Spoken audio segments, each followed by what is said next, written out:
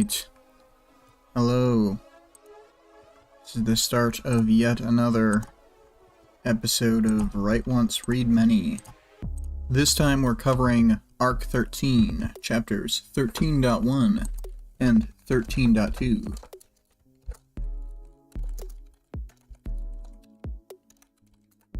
Oops. 2 plus 4 times 5, driving as always.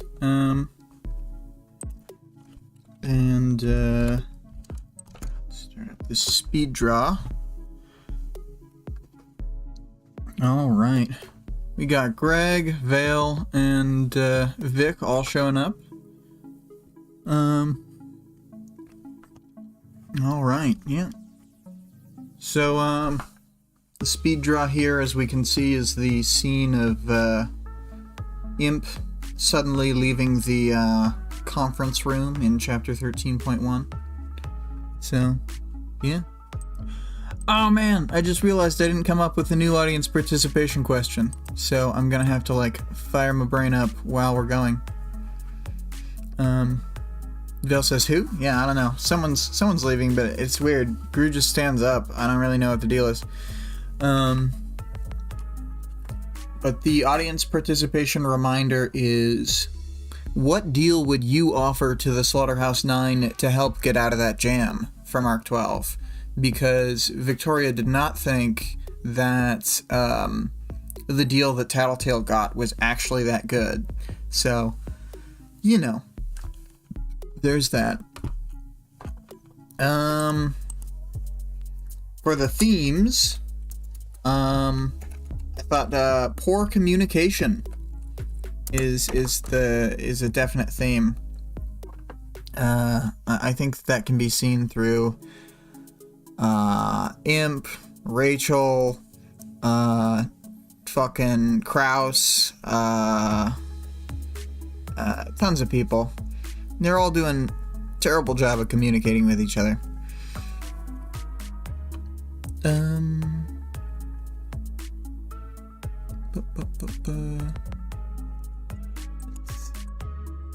Vale says there's no fine on your channel for saying who every time Imp is mentioned. I can finally say it. Yeah. Yeah, I'm sure there are other themes, but I just didn't come up with anything beyond the poor communication. I was too busy writing them chapters.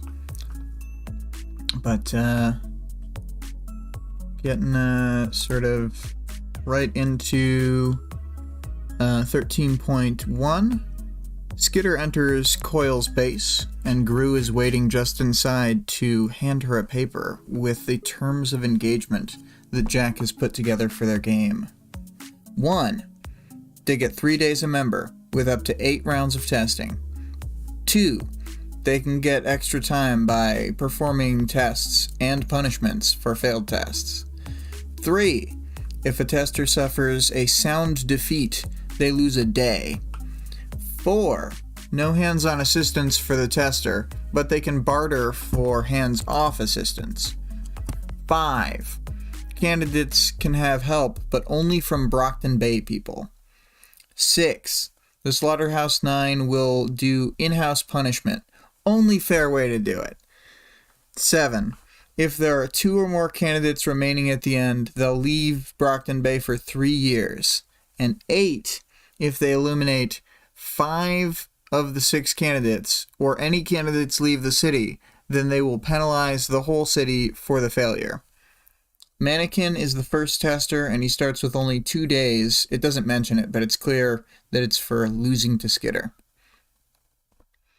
So, once she's finished reading the paper, she hands it back to him, and they go down the hall to a meeting room with one of those long, villainous boardroom tables that Coil is stationed at the end of. Circus, the Travelers, and the Undersiders are here. Skitter sees Tattletale, and her face is all fucked up from Jack slashing her. Negative vibes are flowing from Bitch straight to Skitter, so, you know, we've got that undertone for the entire 2 chapters, and we'll continue onward. Ballistic compliments Skitter, Then Regent adds in some more. Skitter downplays her victory, and Trickster adds to the pile. She tries a bit more to skitter out from under any praise. Tattletale pins her by saying they took a day off of Mannequin, so the S9 thinks she won. And then Gru gets the last word in, saying that if they think they lost, it means she won. Skitter doesn't keep protesting, but the feeling of pain from her injuries doesn't make her feel like a winner. Missed opportunity to say that her face is all jacked up. Yes, indeed. So they start talking about things as a group, and they can try to follow the same plan that they had before when they were meeting at Ballistic Space. It might even be easier now, but there are heavier consequences if they fail. They know the candidates need to stay in the city, but they don't know who the last candidate of the 6 is, other than that it's a hero. So, all this in mind, Skitter says that too much is hinging on everyone else playing along. Gru adds that it's important that they find the last candidate and get them on board, because, they need everyone to play their parts.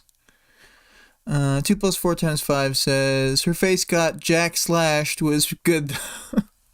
Or however you phrased it, might have been Jack. The way I put it was, where was it? That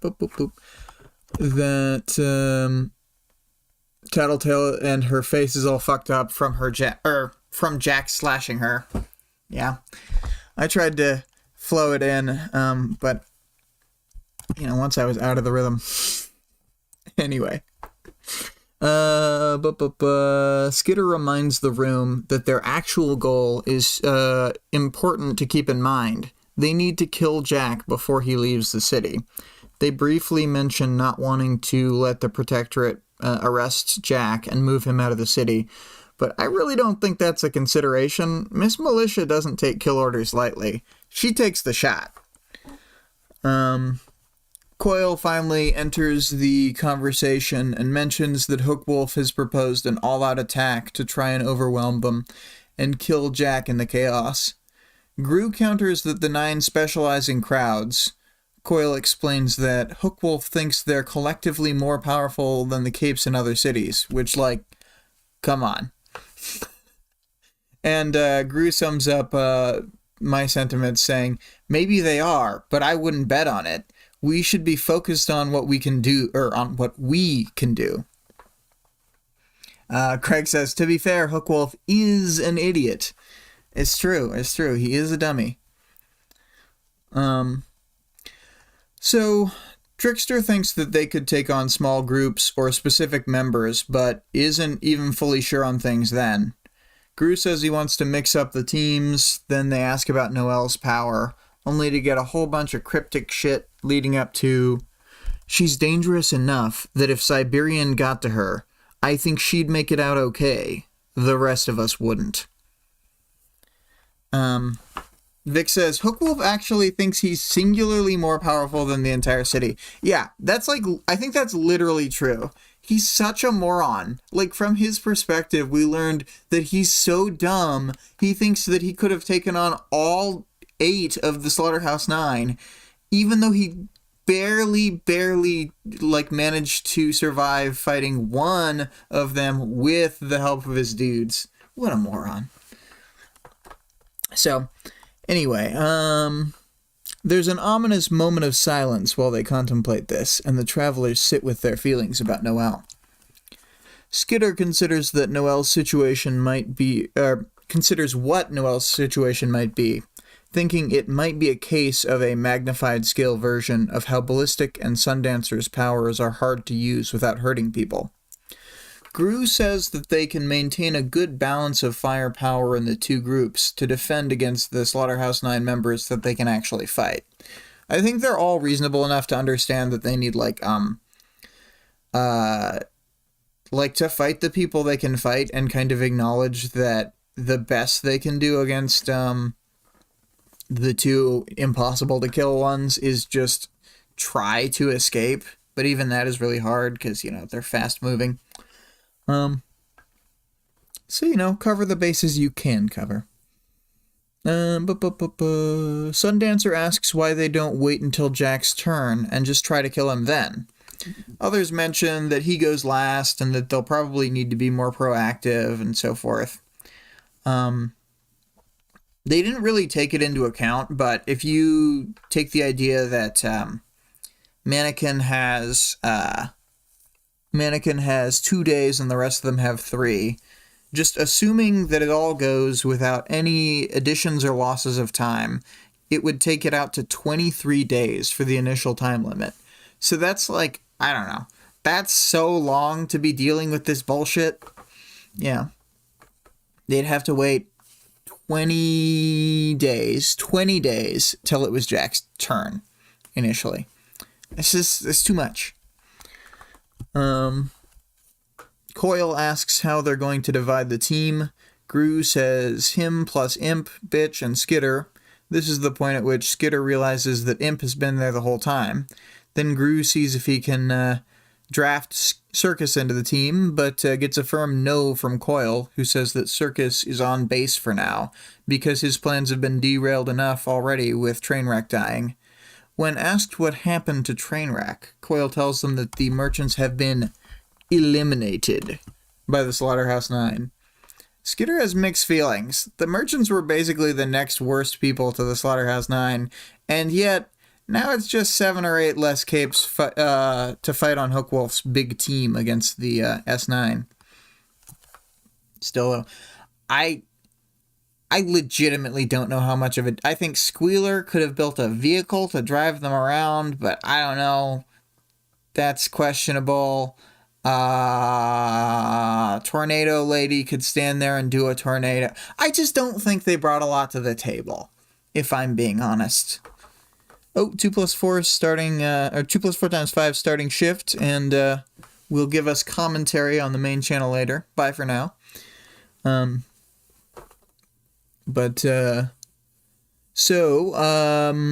Since Circus is off the table, Trickster wants to stay with Noelle, the Gru team gets Genesis as their last member. Trickster team has Ballistic, Sundancer, Regent, and Tattletale.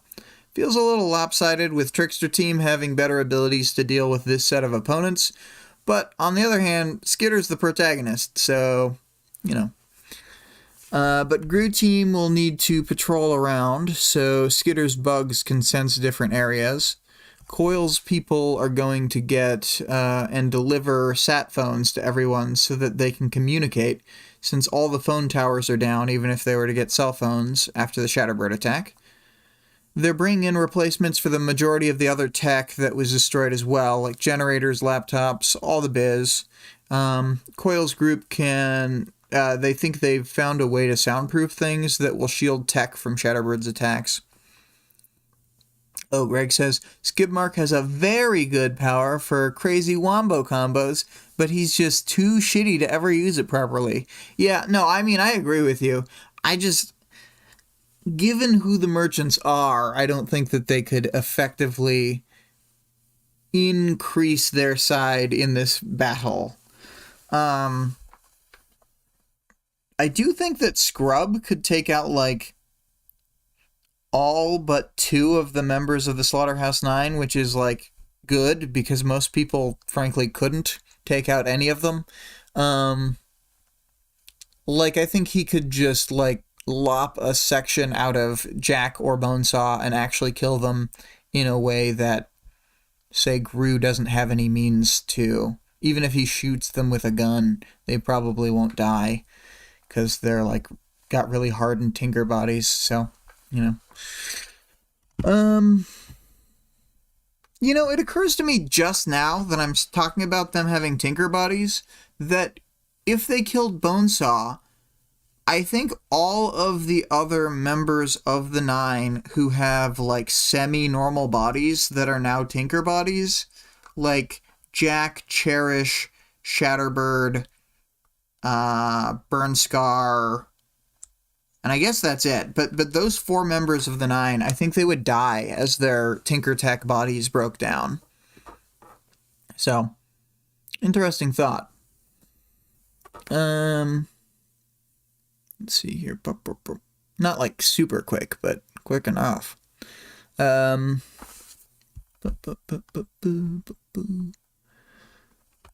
So, they discuss Shatterbird's power for a bit. Skitter says that she likes having more information like this, but she was hoping they could get info on the team members that they don't know how to deal with, Crawler or Siberian. Gru says that they play it like they did with Aegis, to run, or distract, or occupy. The problem is that with Aegis, you could, like, bite him with a dog, but there's no similar move for stopping either of the two they're dealing with now. So, yeah. Coil asks the table if there are any other ideas or requests. Imp says that she wanted to use her power to spy on the Nine. Gru heavily objects to this, and Trickster's kind of egging Imp on, but Skitter weighs in on Gru's side, saying they're pretty sure that Cherish will be able to sense Imp through her power. Imp yells, "This sucks!" And Gru tells her that she needs to be professional. They're in front of their employer and peers. But Imp kind of doesn't need to do that, because she just makes them all forget. The fight escalates until Coil says, "Enough," which makes both of them stop talking. There's a gap in the conversation, and then she leaves after saying that she's had enough. So, she has bounce-housed out of there. Confused as to why he's suddenly standing, Gru sits down. Tattletale has the idea that they should get body cams and set her up as an ops inside the base, which would help them track Imp. And in the year that they've been on a team together, Gru thinks that Tattletale has been on the front line enough. She brought up 4 recent times she's been majorly injured. So he doesn't object to her not joining them on the battlefield anymore. With the meeting concluded, we scene transition to riding through the streets. Bitch, Gru, and Skitter are mounted one each on Bentley, Sirius, and Lucy, respectively. Bastard is following close to Bentley, on a chain to Bitch. Pain radiates through Skitter's body as she rides due to last night's hard fight. Bitch is riding super aggressively, and cars are having to swerve to not get stepped on and so forth. The other two are just trying to keep up with her. As they get near Skitter's territory, she signals to her followers that she and the rest of them are arriving. Skitter starts putting up defenses to scan for mannequins showing up, this time using lines of spiderweb that he won't be able to step around. Kind of a big lattice of different bugs carrying the webs.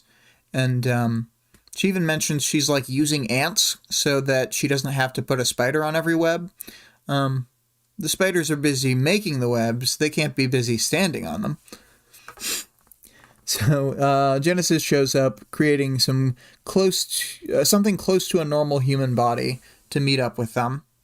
She tells them that Coil will have her real body dropped off later, and Skitter's gang shows up to meet Team Gru.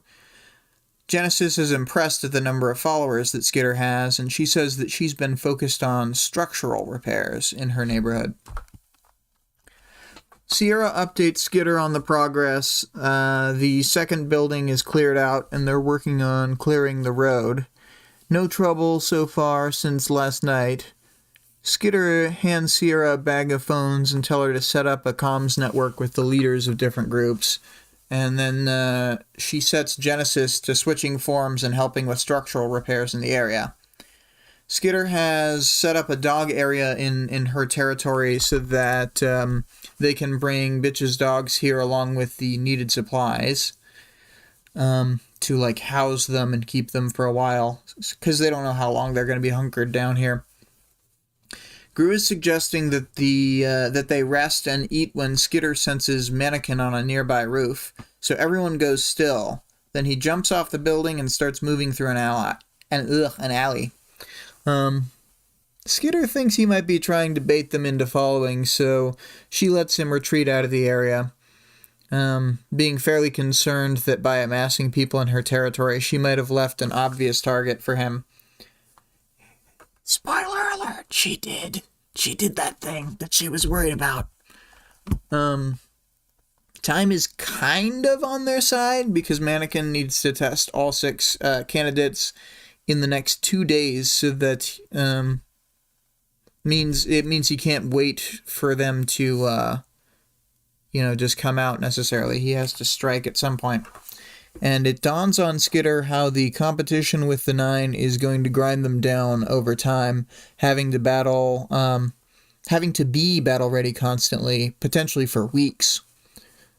I'd initially seen Tattletale's deal with Jack as a good thing, a minuscule chance at success, with some drawbacks and negative points. The more I dwelled on it, the more daunting it seemed. You okay? A little spooked. We'll make it. So, yeah. 13.1 sets it up pretty ominous. I think it's a really good intro to an arc chapter. So, pretty cool. Oh, I wanted to put in, I didn't feel like I could fit it into my summary in a non-clunky way, so I put it here. Rule 5 is that it only covers the active testers, and so I pulled the text here about the interference. Should they interfere with a tester, all candidates will lose the protection of any rules. All terms offered here will cease, and the threat implied in point 8 will be carried out. This only applies to confrontations with the active tester, and active is underlined. So, the point of this is that if they know who the active tester is, they can send everybody they've got against the other people. But all of the other Slaughterhouse 9 will be in a group together waiting to fight. So, taking on 7 at once, not ideal. Yeah, thoughts. It's a good chapter, sets up tons of tension. I remember when this was happening, feeling like throughout Arc 13, like there was never a moment when they were safe. And that pretty much turns out to be right. Like, they're just constantly under threat. She's just like mid-conversation in 13.2 and gets fucking grabbed by Mannequin. So that tension is set up well here for me. I don't know how the rest of the audience reacted, but I thought it was good. Anyway, moving on to 13.2. Between chapters, they've made their way to Gru's hideout. Imp isn't there and he's locking up so that they can leave. Unable to remember the interactions they had during the meeting, Skitter asks if Gru had sent her out on a job before he went to Coils for the meeting. He says that he didn't, and he's been keeping notes on stuff to try and keep track of her. Skitter tries to comfort Gru that Tattletale is working to get to a point where she can keep track of Imp and rely on that. Rely on that. I realized just now, I just realized that even if he writes down a note to be like, Imp stormed out angrily, she can just stand there and take that note from him and then leave. Anyway. Whatever. So, Skitter is actively sweeping all the areas that they're going through, but it's slower than normal because she needs to move around tripwires since Mannequin can see her bugs and move between them. Skitter is also taking the time to restock on bugs as they move through the city. The way they describe it here made me think that she's like having bugs collectively walk toward her while her Air Force perpetually does rounds where they scoop up the bugs and set them down on top of the dogs to prep for transport.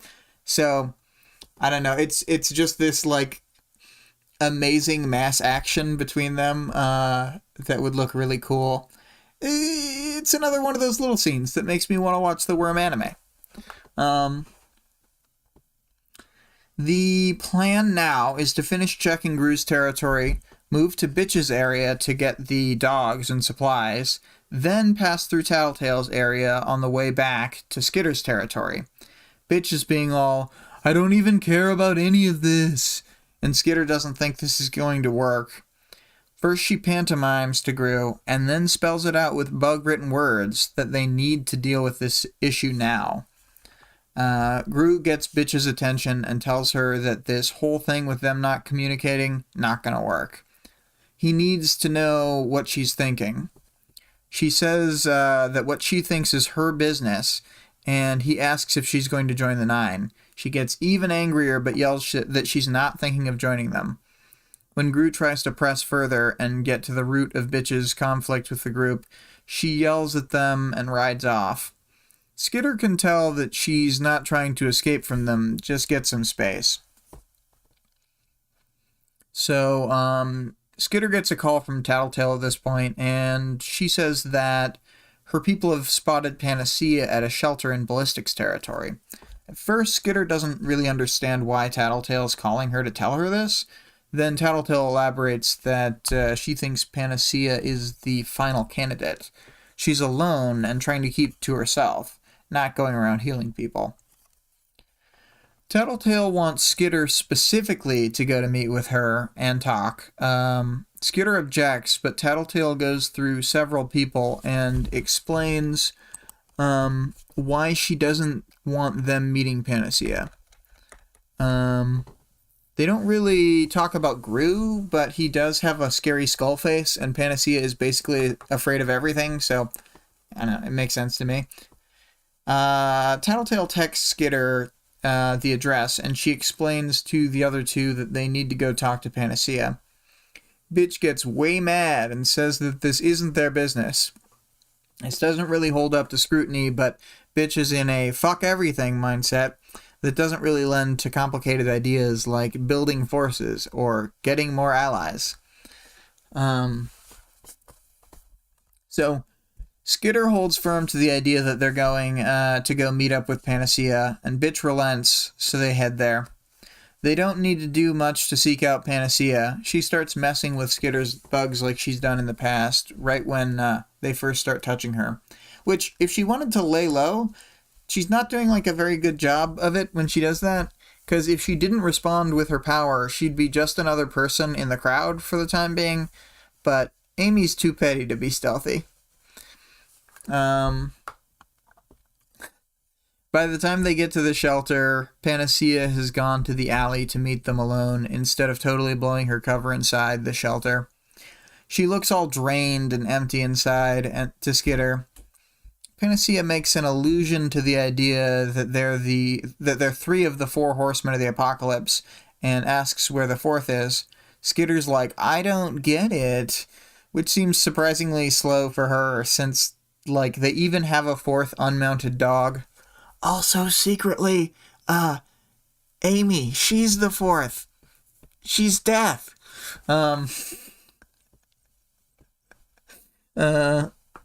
Vic says, Skitter reads. Why would she not know this?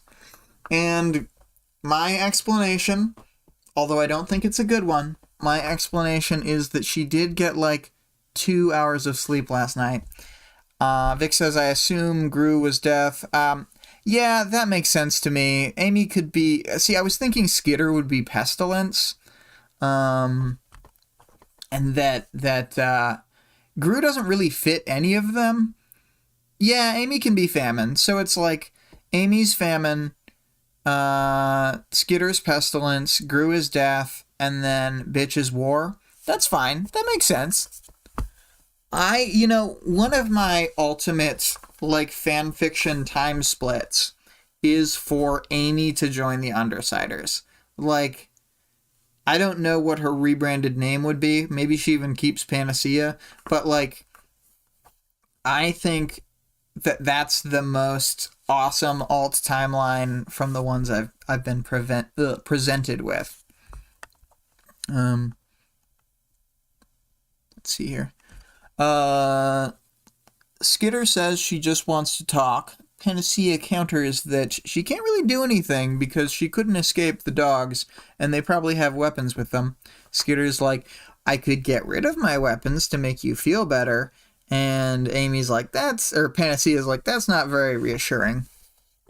So Skitter doesn't want things to get to a point where they have to chase her down, because it would totally change the dynamics of their conversation. Oh, Vic says same here. I'm assuming about the finding the Amy timeline to be one of the best timelines. Which, the Amy timeline is also what allows the Amy Taylor ship to take off, because guess what? Amy Taylor isn't just one of Vic's favorite ships. It's one of the ones where I'm like, you know what? ... Maybe, though. Anyway, so, Skitter has Gru and Bitch go away a bit. They stay in shouting distance, but not talking distance. Vic says, they'd be so good together. Just you all wait. When Vic writes the Amy Taylor timeline, oh man. So, Gru makes sure that Skitter is still scouting the area with bugs. Panacea asks what's going on, and Skitter judos the conversation. That's what I was going to ask you. Why are you in the shelter, Panacea? Don't call me that.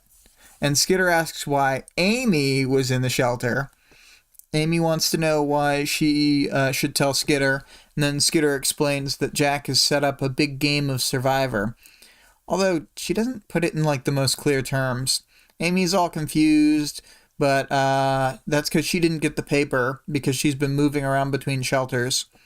Skitter explains it and says that their goal is to defend the candidates and defeat the 9. Amy asks who the candidates are, and Skitter tells her the ones they know. There's some shock about Armsmaster, and she explains that she thinks there's a chance it was just to throw him under the bus, like Regent. But she can't help herself but to add that after the Endbringer attack, he really did cross the line. So, Amy starts to freak out, and she says that she's getting out of here. Skitter says that she can't because they'll be able to sense her anywhere in the city with Cherish, and then that she can't leave the city because they'll use whatever Bonesaw cooked up on the city as a retribution for her leaving. So Skitter finally says, are you a candidate? She says, Bonesaw nominated me. This whole time, I didn't really mention it, but Skitter's been talking around the fact that she pretty much knows Amy's a candidate. She's like, the thing. And it's been clear from what Amy's been saying that, and the way she's been freaked out, that she is one. I don't know. So,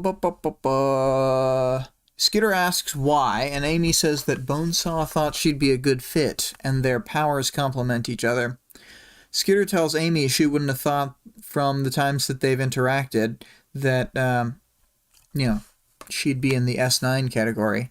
Amy gets real down on herself, brings up her villain dad, how she hasn't been merciful or forgiving or considerate. Oh my god, I'm the worst. Skitter isn't fully sure how to respond to this, and because it was directly brought up by Amy in the whole thing, she gently says she forgives Amy for their past interactions. I don't think you're a monster, she adds at the end. Amy is clearly unconvinced. Skitter brings up her healing people, and Amy says that that it was a burden on her, and admits the same thing she told Gallant back in 3.x, that she thought about making a mistake on purpose so that she wouldn't have to keep going back to the hospitals anymore. Skitter's kind of thrown by this for a moment, but she keeps the positive pressure on, throwing in mitigating factors and reasons behind things. Amy doesn't want to hear it, though. She doesn't want someone telling her that she's a good person. She vaguely cops to the idea that she's done something really bad in the last 3 days, and Skitter doesn't know how to respond again. So Amy compares them, saying, oh, I'm a monster that wanted to be good, and you were a hero that tried to pretend to be a villain, but in the end, we're both just villains. And Skitter, is like, doing the right thing is hard. You know. So Skitter makes another pitch saying that she might be the only person who can fight Crawler or even Siberian, and that if Bonesaw makes a plague, she also might be the only person who can deal with that. So it's like a bunch of things. And then Amy says, more burdens, more pressures and demands. And yes, I am accidentally channeling Hayden Christensen Anakin, because in my mind, Amy and Hayden Christensen Anakin, not that different.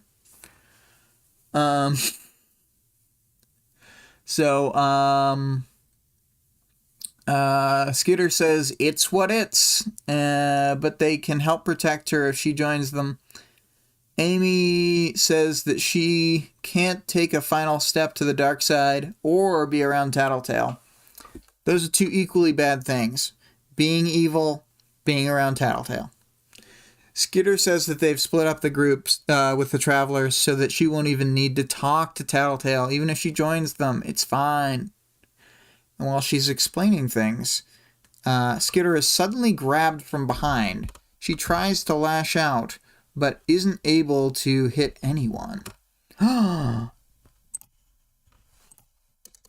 ba, ba. Mannequin is up on the building, and he uses Skitter as a counterweight to drop himself down to street level. Skitter is dangling 6 or 7 stories up, and he's picking himself up off the ground. She moves all of her bugs into action to alert her teammates. Mannequin advances on Amy, then stabs her hand, pinning it to the wall. The others charge down the street at him. Yeah, I'm going to let this speed draw play out. I think that this is a really excellent moment. Vic captured, like, the point at which Mannequin has just hit the ground when he's just a heap. And I love it. I think it's so funny. Also, like, looking at the way this is being drawn, I love how you did the streets just then. Like, it was really interesting to see, because I hadn't really thought about the fucked up streets, but, like, they're super well done. The shadowing, too. He's just so silly. Yeah, yep, he is. Vel, now is the time if you're gonna do your thing. Almost forgot the boarded windows, too. Yeah, they look good. Make sure to remember there's no glass anymore. And, like, the different textures for the parts of the concrete where there's, you know, soil on the ground instead of, like, any remaining slab. Oh, Vale.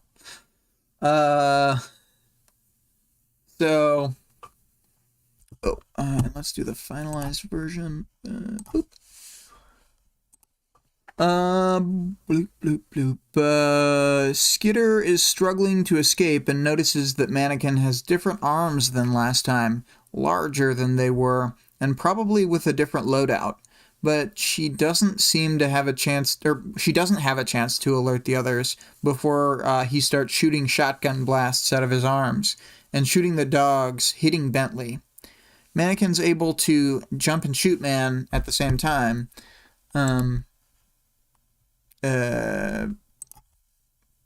To keep from getting smashed. Sorry, that was just like a weird typo. I distracted myself. Skitter is stabbing the hand that's grabbing her with her own knife, and then Gru and Sirius get hit by some bits of shot that are, you know, from the shotgun. And that's when Skitter realizes it's not just like a gun, it's a pellet-based, like, spread weapon. But Gru doesn't seem to, Gru doesn't seem to take much, if any, damage, because I don't really remember them saying he's bleeding or anything, and he doesn't, like, fall. Lucy fights Mannequin alone, though, for a moment, and when she gets on top of him and it seems like she's got an advantage, then he's able to shoot her point blank.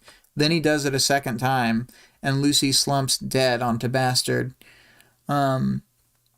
So Skitter's been trying this whole time to set up like the spiderweb plan when she fought him before, but he uses his knife to just like cut up all the stuff and is able to disconnect the chain, leaving Skitter dangling from the metal ring. He reconnects his like sub parts, and then he points ominously up at Skitter, then stabs Bentley in the face and leaves. So he's a lovely gentleman. Gru and Bitch have been thrown to the ground. Amy's still stabbed to the wall. And, Skitter climbs over the edge of the roof. She books it down through the building outside, to the, like, outside downstairs, with people shrieking as she runs by. When she gets outside, Gru's pulling the knife out of Amy's hand. A bitch is kneeling on the ground beside Lucy. Amy starts yelling that they led him right to her.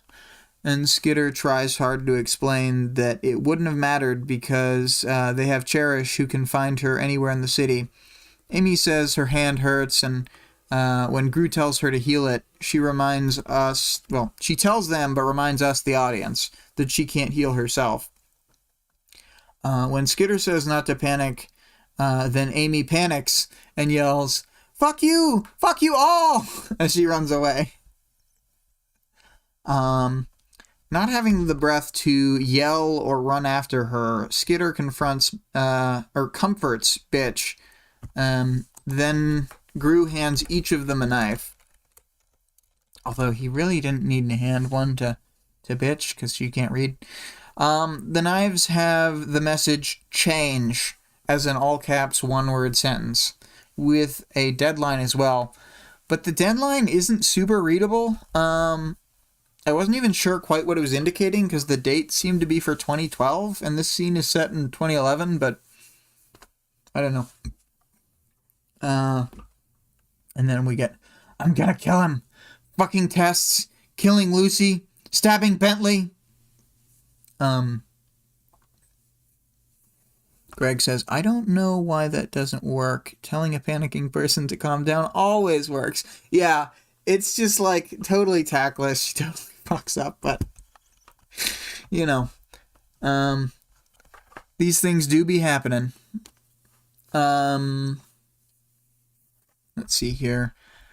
Then we get to, "He left me alive. He didn't kill any of us, but he had an excuse and the ability to kill me. Why didn't he? The world revolves around you, doesn't it?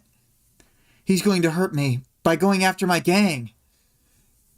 She, doesn't address what Rachel says in a way that would make Rachel less mad. She just, it is actually about me. And she's right, but, excuse. I don't think he needs one of those to kill her, says Vic. Yeah, he doesn't need an excuse, but, I think they mean he had a moment, and within the logic of the game, it would have been, a good moment for her to revenge kill her. Yeah, good motive. Yeah, excuse is a weird word. I blame all of Taylor's weirdness on 3 hours of sleep. I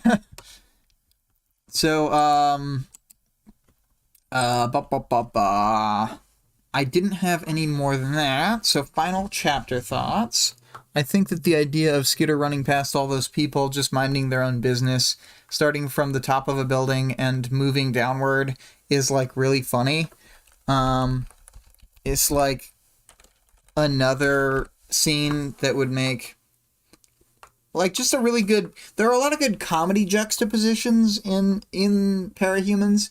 Even when shit is real dire, there's just individual funny moments that I like. So yeah. As for arc stuff, or you know what, I didn't really say a lot of final chapter thoughts. Final chapter thoughts, not quite as good as 13.1. The conflict between Skitter and Bitch can get a little grating in, this chapter. But it's gotta be bad so that when they get over it, it can feel good. Yeah, so arc stuff. I think both these chapters are really good at setting up the conflict that they're going to have throughout the rest of the arc. Not to spoil too much, but most of the rest of this is going to be like one running battle between them, Mannequin, and then, another person later. So it's pretty cool. Pretty fun arc coming up. Pretty good setup to let us really know the stakes, all those things. Vic says, this chapter slaps because it's Taylor being nice to Amy. I can't wait till Amy joins the gang. Me either. When she joins, the story gets great. And it's not like they're gonna kiss or anything. Vale says, Taylor needed to bring treats to offer Rachel. She thinks she's so smart figuring things out, and she doesn't think of bringing snacks. It's true. But I think if she gave a treat to Rachel, Rachel would be like, are you trying to bribe me?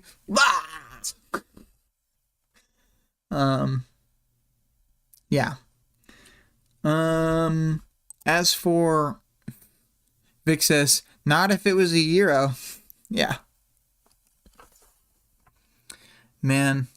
She loved the Euros last time. Euro, winning move, says Vale.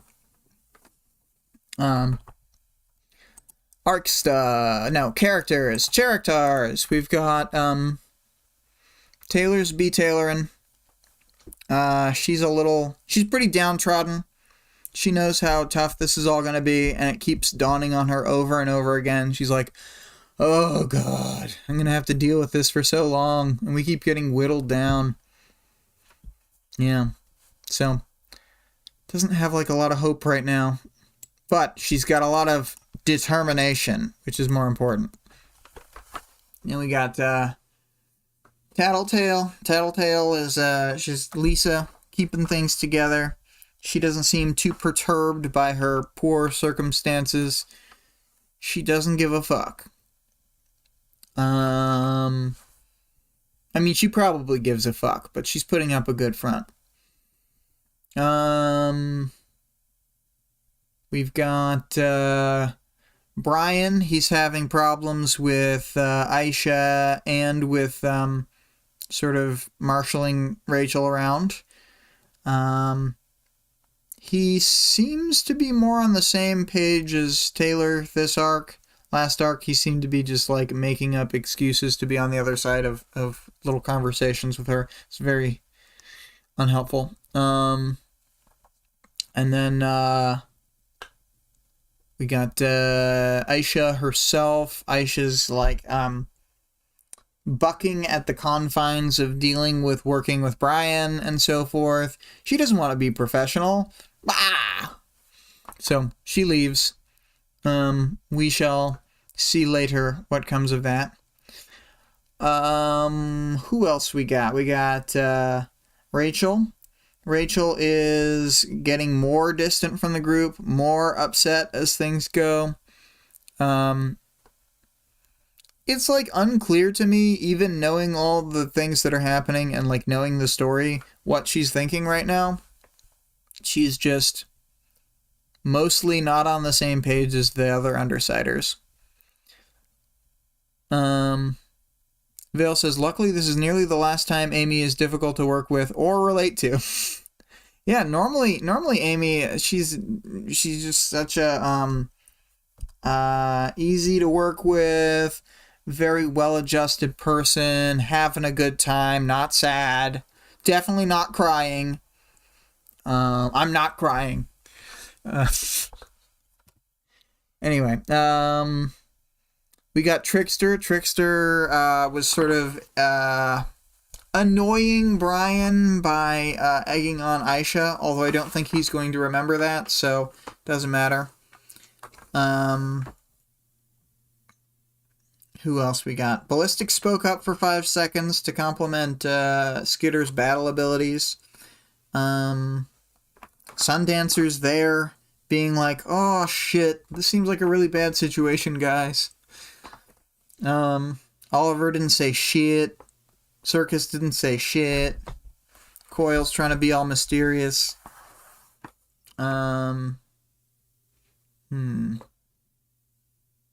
Yeah, I think that's all we got from that meeting. Regent was there. He also complimented Taylor. Alec is being a good friend to Taylor in this moment. Vale says Oliver is busy being super handsome. We know he's not that handsome because Taylor didn't mention a single time wanting to fuck him. So, let's think. Yeah, I think that boardroom meeting is just about settled up. And then other people we got Amy. Amy, I think I might have already talked about Amy because I'm losing track of my own thoughts. But, she's going through the damn ringer. She's left her home. Last time we saw her was on her chapter in which she was having the worst time. And she's clearly like out of contact with her family and actively running away from them. So, things are going well for her, clearly. But, I don't really have that much more to say about Amy. We talked about her a bunch during the chapter. She runs away. And Mannequin. Mannequin's like, I'm going to get revenge on you people by killing the things you love. Ha ha ha ha ha. Vale says, honestly, Amy trying to run away, if she actually left the city, would have been such a better outcome for her. Probably. But then she would guilt herself about everything that happened to everybody in the city. It wouldn't really be better. She'd be like, oh no, all my family got the agnosia and died because of me. Because probably all of New Wave would have died. So, I don't know. I think if she had left and the plague hit everybody at the end, I'm going way in. What am I doing? Forget everything I just said, people who haven't read the book.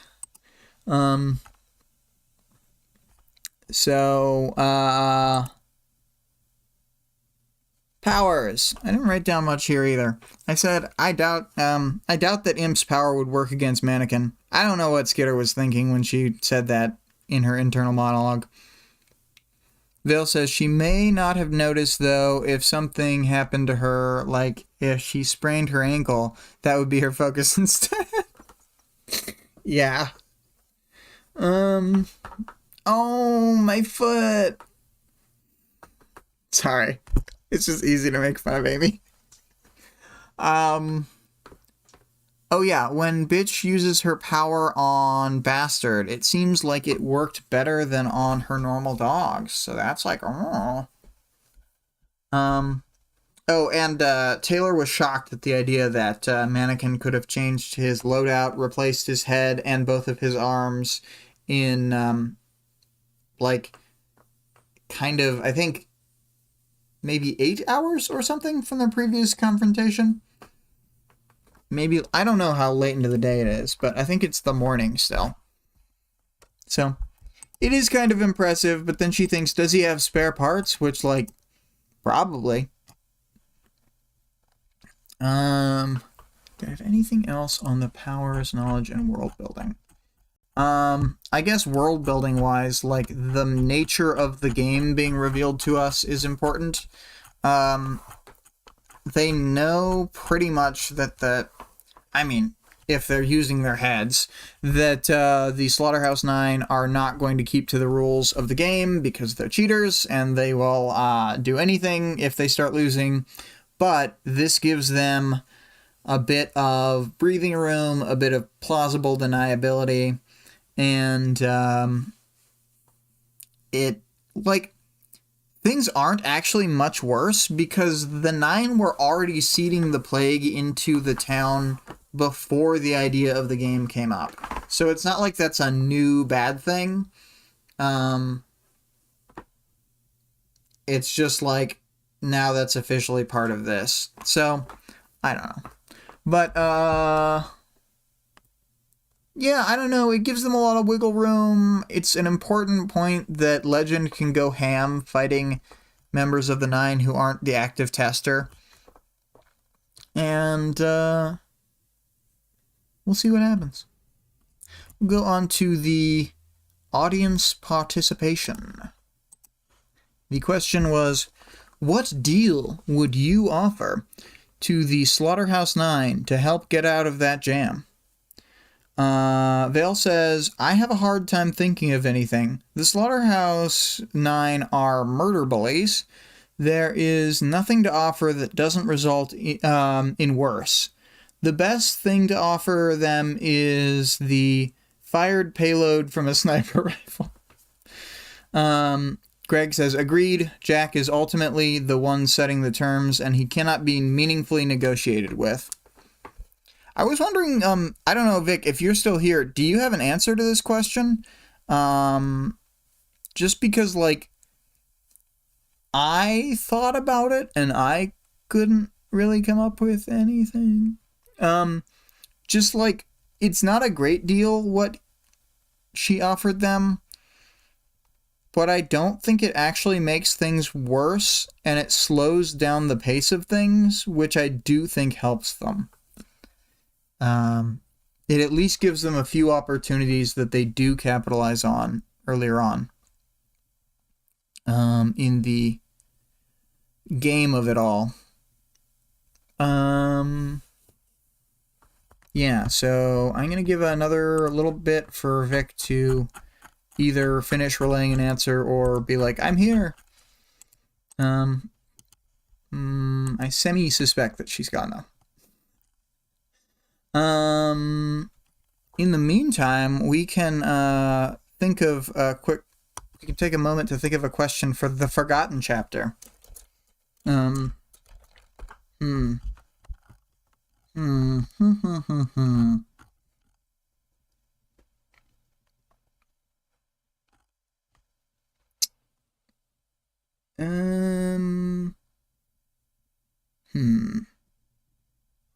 What is the Forgotten chapter?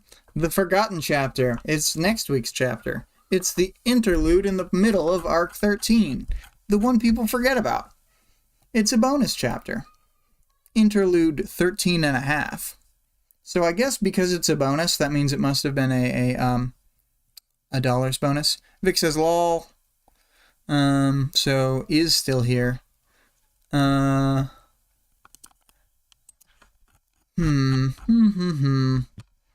Yes, I mean, I should have, but did not remember to think up one. Oh man, the actual interlude, the non-bonus one for this arc, it's Pigot. I love Pigot. Okay.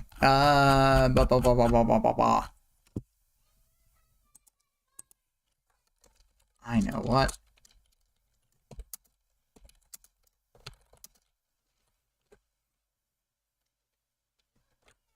And it's kind of similar to, Vic says, what kind of hijinks would you guys get up to with Aisha's power? Yep, that's the question. What kind of hijinks you get up to with Aisha's power? Done.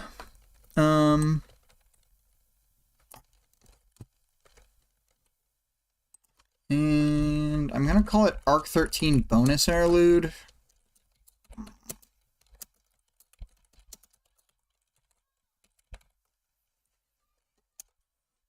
Just because the other chapter is actually called 13.x. I don't know.